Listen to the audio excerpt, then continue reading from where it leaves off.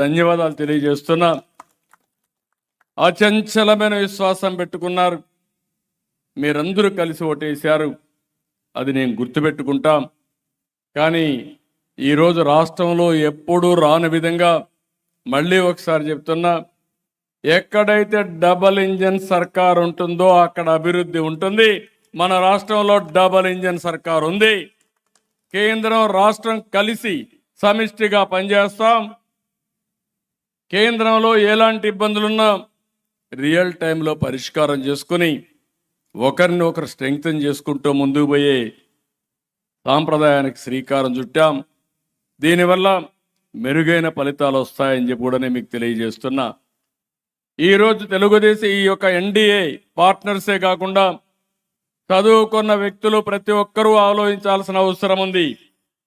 ఉపాధ్యాయులు, రిటైర్ అయిన వ్యక్తులు, ఇప్పుడు పనిచేసే ఎంప్లాయీస్ అందరూ గవర్నమెంట్లో, ప్రైవేట్లో పనిచేసే వ్యక్తులు, లేకుంటే అన్ఎంప్లాయీగా ఉన్న వ్యక్తులు మీరు కూడా ఆలోచించుకోవాల్సిన అవసరం ఉంది. భవిష్యత్తులో నాలెడ్జ్ ఎకానమీ ప్రగాఢమైన రోల్ ప్లే చేయబోతుంది మన దీంట్లో. అలాంటి నాలెడ్జ్ ఎకానమీలో కీలక పాత్ర పోషించవలసిన బాధ్యత ఈ యొక్క గ్రాడ్యుయేట్స్కి ఉంది. అందుకే నేను చాలా స్పష్టంగా ఏదో 40 ఏళ్ళకు 50 ఏళ్ళకు చెప్పడం లేదు. స్వర్ణాంధ్ర విజన్ 2047 ఎగ్జాక్ట్గా ఇప్పటి నుంచి 23 ఏళ్ళు. హైదరాబాద్ డెవలప్ చేసింది 95 నుంచి డెవలప్ చేస్తే 30 ఏళ్లలో ఒక ప్రూఫ్ ఆఫ్ కాన్సెప్ట్ మన కళ్ళ ముందర కనపడుస్తూ ఉంది. మళ్ళీ నేను హామీ ఇస్తున్నా, ప్రజలను కోరుతున్నా, విద్యావంతులు ముందుండాలని చెప్పి అప్పీల్ చేస్తున్నా. 2047కి భారతదేశంలో నెంబర్ 1 రాష్ట్రం ఏదంటే దానికి చిరునామాగా ఆంధ్రప్రదేశ్ ఉండాలి.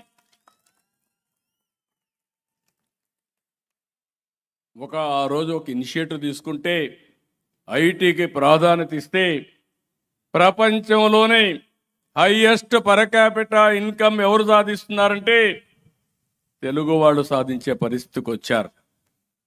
అది తెలుగు వారికి సాధ్యం. ఆ విషయం గుర్తుపెట్టుకోవాల్సిందిగా కోరుతున్నా. నేను 2047కు మాట్లాడడం లేదు. పోయిన సంవత్సరం ఇప్పుడు మనం వచ్చే 9 నెలలు అయింది. 9 నెలల్లో మీరు అభివృద్ధి చూస్తే 12.94% వచ్చింది. దానివల్ల జరిగింది ఊహించిన విధంగా తలసరి ఆదాయం పెరిగింది.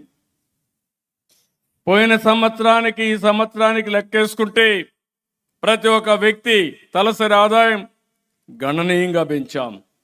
ప్రతి నెల, ప్రతి సంవత్సరం ఏ విధంగా ఆదాయం పెరుగుతుంది, తలసరి ఆదాయం పెరుగుతుంది, వాళ్ళ జీవన ప్రమాణాలు పెరుగుతాయో ఒక కొలమానంగా ముందుకు పోతామని చెప్పి కూడా నేను మీకు తెలియజేస్తున్నా. ఈరోజు మనం చూస్తున్నాం, నేను వేరే పార్టీలను ఇప్పుడు విమర్శించడం లేదు, అవసరం లేదని నా అభిప్రాయం.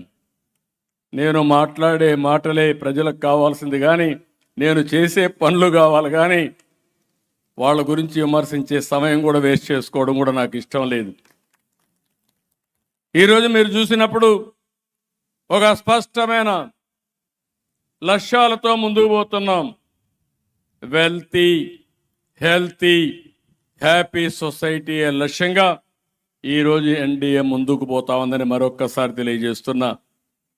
ఆదాయం ఉంటే చాలదు, ఆరోగ్యం ఉండాలి, ఆనందం ఉండాలి.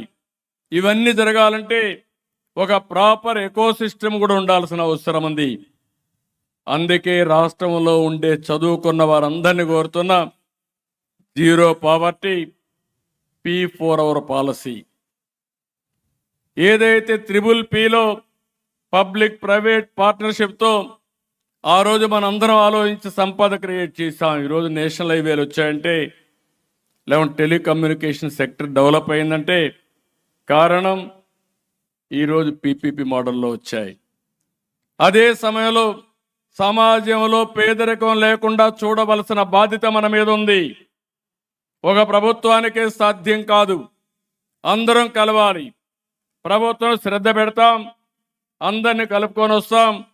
ఎన్డీఏ నాయకత్వం ఎవరైతే ఉన్నారో ఇక్కడ ఈ రాష్ట్రంలో మీరు చొరవ తీసుకోండి.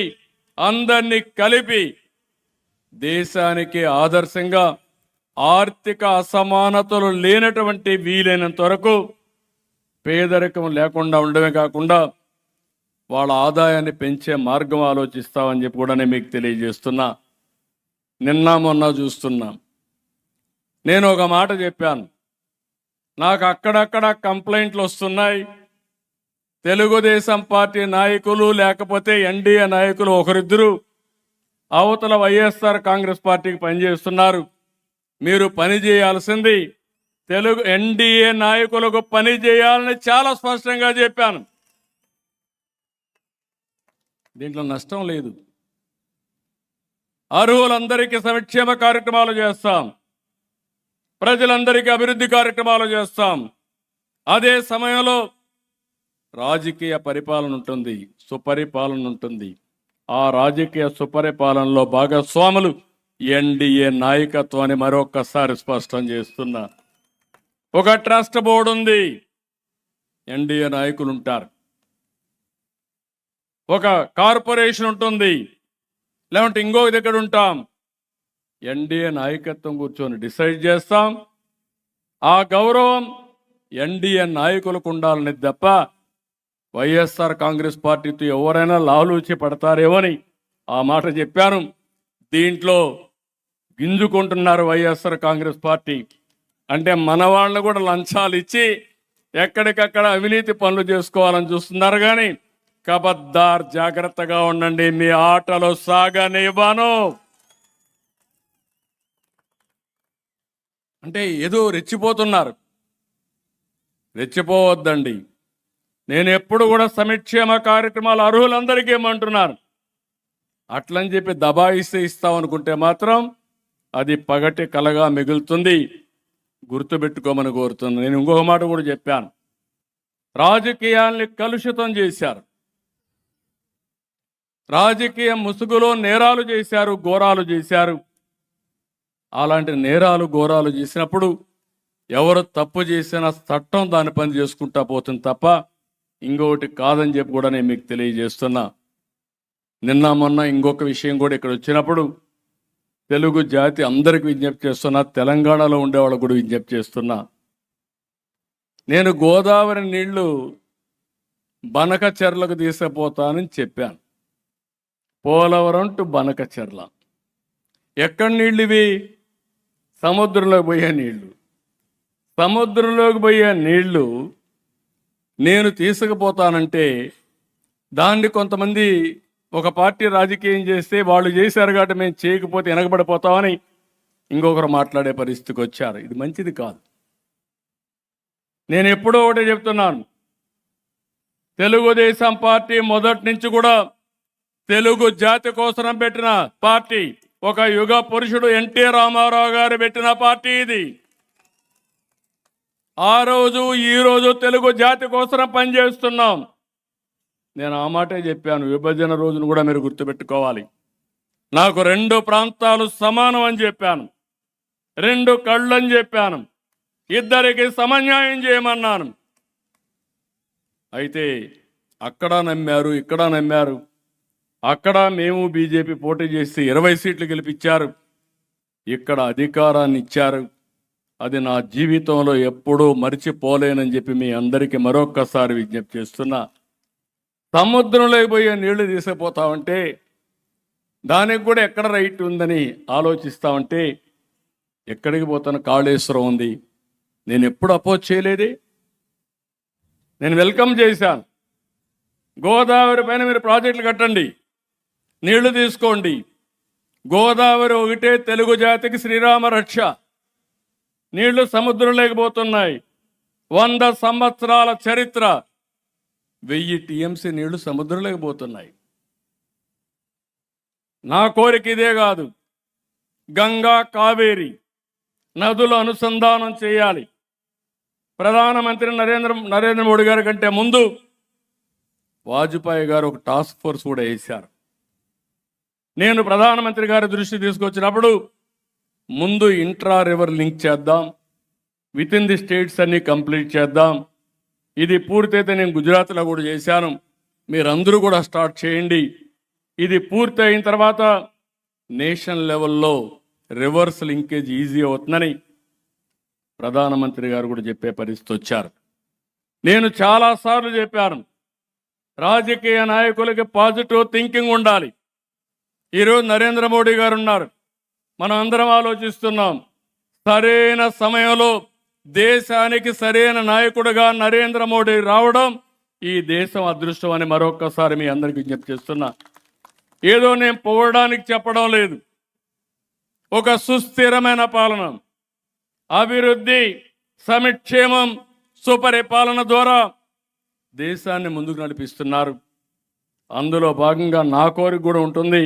నా కోరిక ఆయన దేశాన్ని నడిపిస్తే నేను తెలుగు జాతిని అగ్ర జాతిగా తయారు చేయాలనేది నా లక్ష్యం. నాకేం కావాలండి? 45 ఏళ్లుగా నన్ను అందరూ కూడా ప్రేమించారు.